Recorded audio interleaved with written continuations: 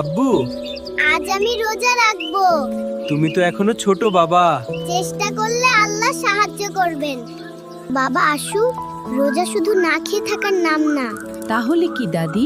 রোজা মানুষকে ধৈর্য আর দয়া শেখায়। আব্বু, আমার খুব ক্ষুধা লাগছে। রোজাটা রাখলে একটু কষ্ট হয়, কিন্তু আল্লাহ এতে খুশি হন। বাবা, অনেক ক্ষুধা পেয়েছে, একটু খাবার আছে? আপনি এটা খান।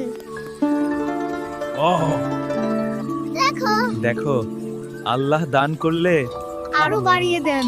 এত খেজুর কোথা থেকে এলো? আল্লাহর রহমত। রমজান আমাদের শেখায় ধৈর্য, দয়া এবং অন্যকে সাহায্য করতে। যে মানুষ অন্যকে সাহায্য করে, আল্লাহ তার জন্য রহমত বাড়িয়ে দেন। আজ তুমি শুধু রোজা রাখনি, একজনকে সাহায্য করেছো। এটাই রমজানের আসল শিক্ষা। আমি আগামীকালও রোজা রাখবো। গল্পের ছলে শিশুদের ইসলামিক শিক্ষা। আশু টিভি। আশু টিভি।